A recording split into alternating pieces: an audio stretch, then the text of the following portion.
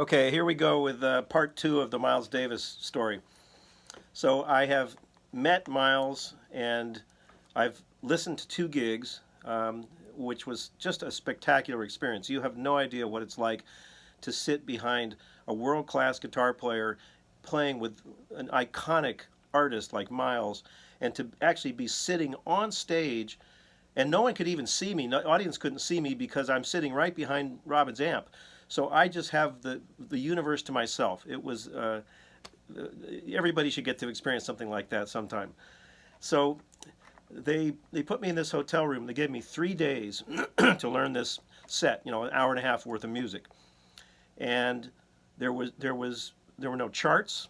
No one explained anything to me. Nobody said, let me help you learn these tunes. They just gave me the tape, and I sat in a hotel room for 3 days. The first day I practiced for 16 hours, nonstop for 16 hours. I think I had some food at some point, and so I would just listen to the song, and whenever I heard something I didn't know, I just rewind and I'd play it again, and I'd work that out and learn it. And so there was nothing printed, so I didn't know what the names of the songs were, and I never asked anybody. Strangely enough, it didn't really matter. All I had to do was just memorize this music.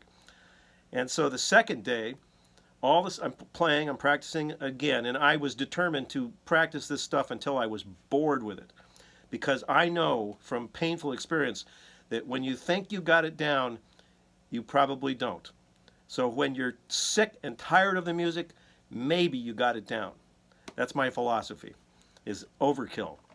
So I sat there the second day and started practicing. About 4 or 5 hours in, I got this shooting pain up my arm. I mean, like scary. I'd never had a pain like that before. I mean, not that it was unbelievably intense, but it was surprising and it scared me because the first thought that I had was, oh my God, tendonitis. And I thought, I'm going to be on stage in like 3 days or something.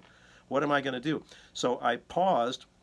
I rested for 10 minutes. I picked up the guitar and I played kind of gingerly, and there wasn't any pain. And I went on for probably a good hour and a half, 2 hours, and then another little shot of pain. So I stopped again. And I think I did that maybe 3 times that day. Then I said, maybe I should hang it up for today and give my arm a rest. So the third day, I think I practiced just a couple hours. I had the stuff down. I had it memorized. I really felt that I was ready. But like I said before, you can't be that confident. So, but I didn't have any pain that third day. And so when I got to Rio de Janeiro to play the first gig, I was confident. I really felt that I could nail this gig. First of all, it wasn't traditional jazz, which I cannot play. Secondly, there was a lot of space for me to solo. Miles was very generous about that. In fact, one of the stories I'll go into about Miles at some future point is how he would take musicians beyond what they thought were their limits. He would teach them that they had more in the tank than they realized. And so that was just one of the great gifts I got from Miles, was that he showed me how I had layers that I wasn't aware of that I could tap into if I had to. Um, so we got on stage for the first gig. At this point, I just met Miles that one time when we walked down the hall, and literally we exchanged, a half dozen words with each other. So I didn't know anything about what to expect.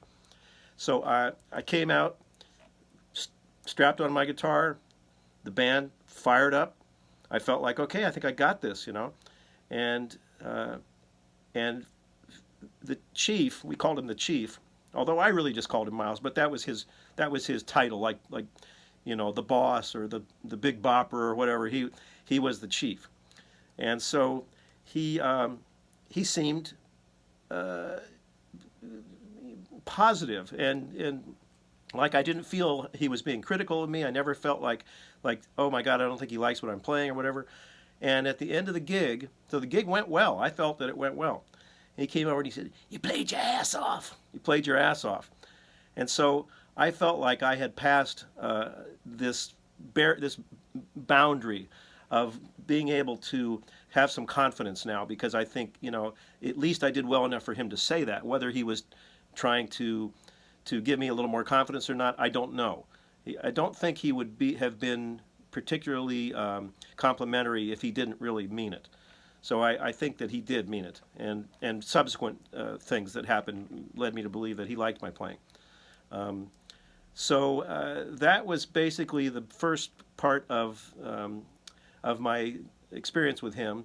And there's so much more. I could make 20 or 30 of these videos and still not exhaust all the little cool things that happen and stuff. But that's it for the moment. Stay safe, people.